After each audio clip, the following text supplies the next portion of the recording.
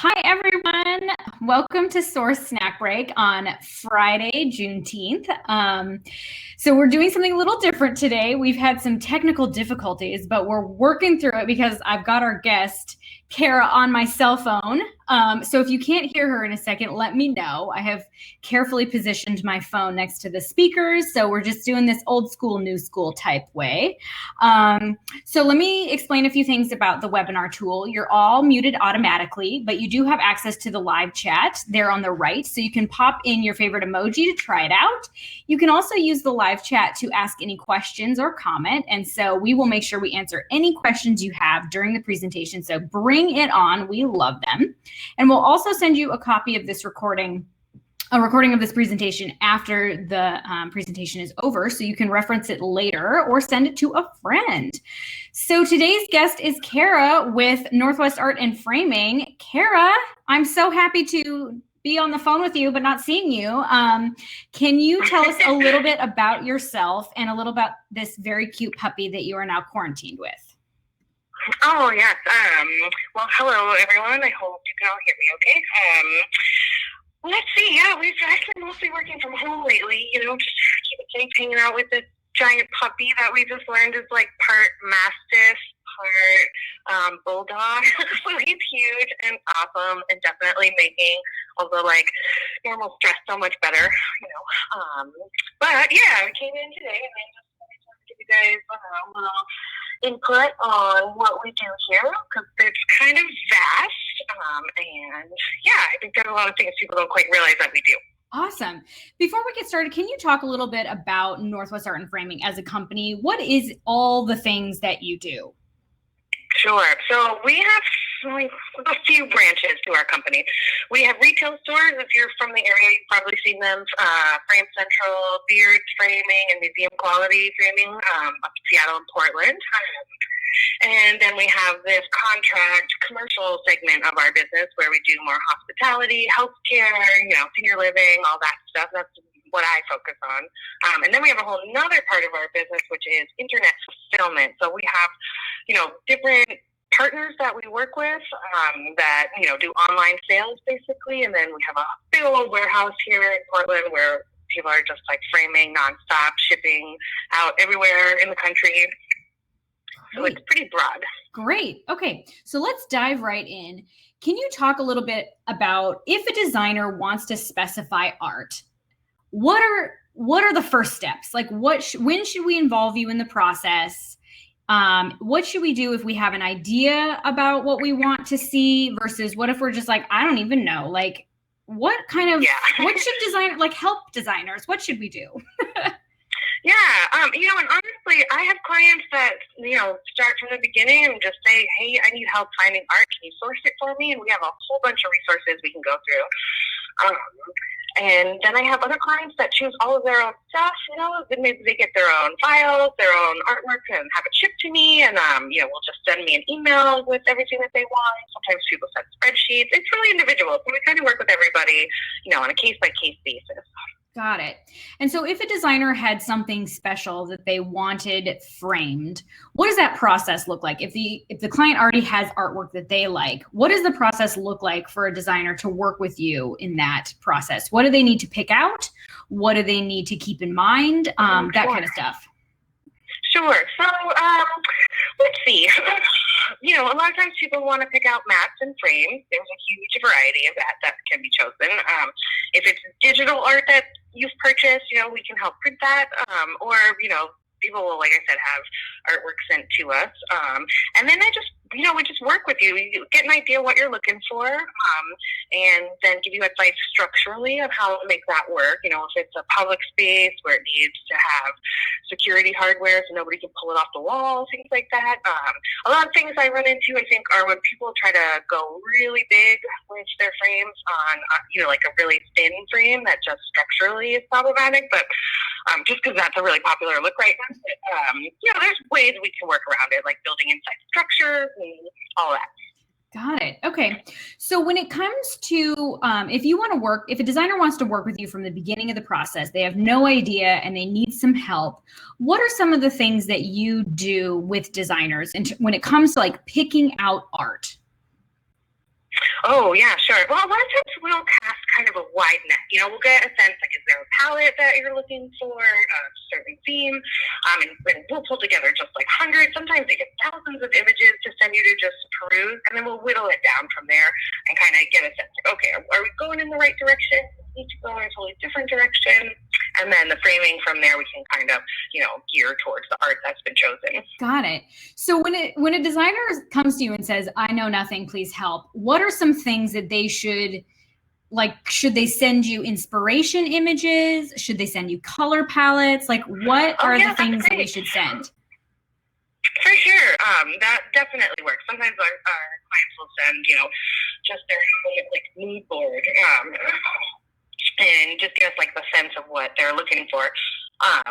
So, it really can start with anything. We can just help kind of point in the right direction and narrow it all down. Sweet. Where do you guys get all of your imagery from? Like, do you have relationships with artists? Could a designer say, I want to work with someone local? Do you have access to that kind of thing? Yeah. Yeah, definitely. We work with a lot of local artists, and especially because we have this retail segment of our business, we're like really in touch with local artists because they work closely and have different art exhibitions and things at our stores sometimes. So we have a pretty good grasp on that. We also work with major vendors, what am I thinking of, like Four Hands or Wendover, all those kind of big ones. Grand Image, that's another one that we work with a lot. We just have different things set up. So we can set it up. Sometimes it's easier for us to order the art for you. So I say, okay, I want these pieces, and then we'll just take care of all of it and work it all in so you don't have to worry about it. And then other times people like to pick their own stuff and send it to us. So it's just, kind of individual basis, I guess. So say you have a client who wants to get a Monet, say. Is that something you guys could help us with? What? A Monet? Like an original Monet? Yeah. Is that a no? No. Well, you know what? I would say that I have so many resources here between, like, some of the people that work for this company have been here for decades, and there are just, like, all sorts of resources I could reach out to. I have never tried to get a Monet. Right. I wouldn't say it's totally outside the realm of possibility. Sweet. Well, I know we've got David and Mike on the line. So David, Mike, come on, help me out. I want a Monet. See what we can do. So I have the photos up here of the Woodlark Hotel in Portland. And one of the things I really love about this design that OMFG Co. did here is that they really, it looks like, worked with you to create a very cohesive look for the entire project when it comes to their art. Can you talk a little bit about that process of what it looks like to curate something for an entire building and what designers should keep in mind? Like, how do you keep the look consistent but also interesting so that every room looks different? Oh, sure. That was a super fascinating project, and we did work with a handful of local artists on that one. So that was really fun. And they have their own themes, like in the lobby, they're focusing on, like, feminism, so there's a lot of, and, like, female forms, so there's a lot of, like, partially nude images and just, shapes that kind of represent that. And the designers there really came up with the look that they wanted, so they were a little more specific about, color frame, style, we basically work within the limitations of what the art is. And so, I don't know. I think people keep in mind would be color, shape, style, that kind of thing. Mm-hmm. So what are some of the technical parts of the frame? Like I heard you just mention something about, like, the structural integrity of a frame that's too big. Like, what are the parts of a frame, and what do designers need to know about when it comes to framing? Here are just, like, the practical details of what it takes to frame something.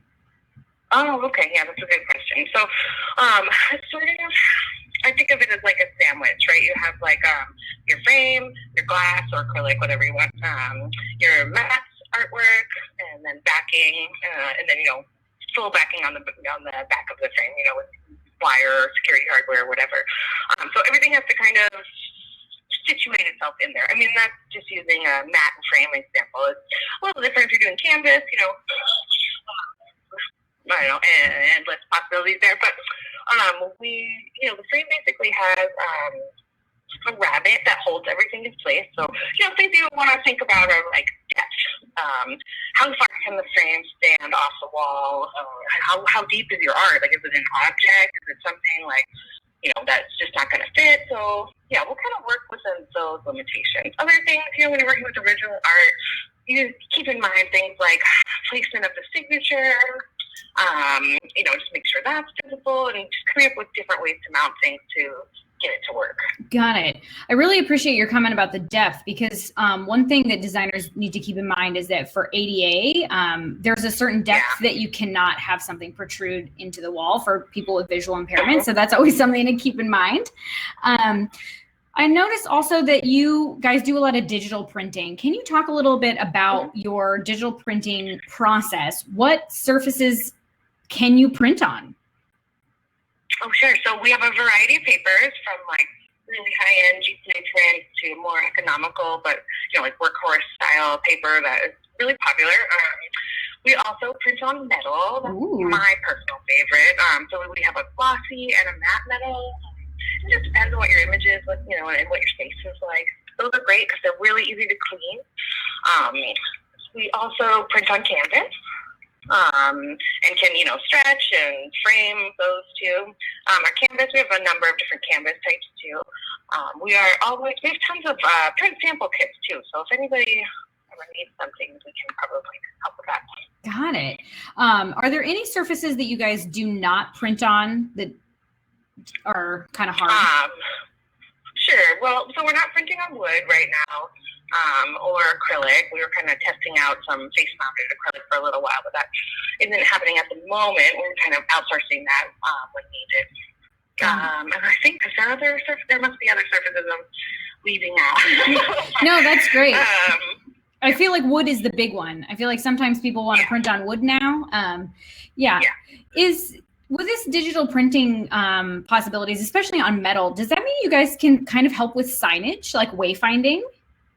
Is that something you guys could get into? Where the designers could maybe design something and send it your way? It's entirely possible, sure. We're even experimenting with shapes in our metal. We have a big CNC machine that cuts it. So, I would think that would be possible. We would just, kind of see what you needed. There's size limitations. I love it.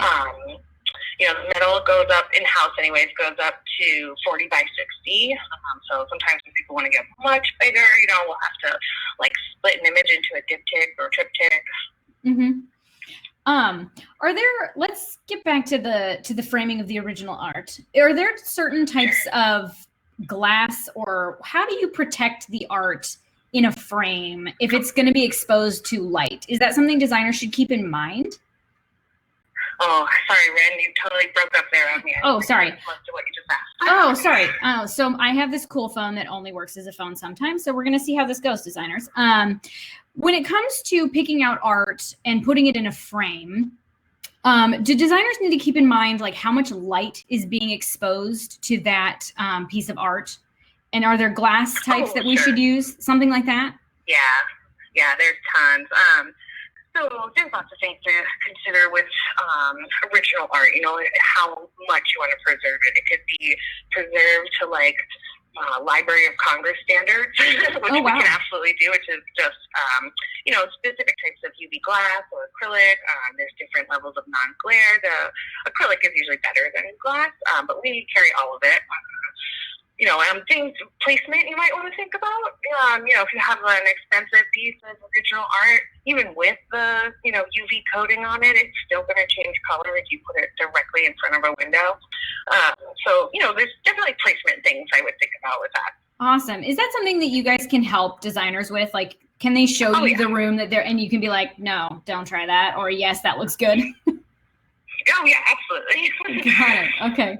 And so before we wrap up here, what are just some quick tips and tricks for designers when it comes to either sourcing art or picking out frames? Like, what are things you wish designers knew that sometimes we don't?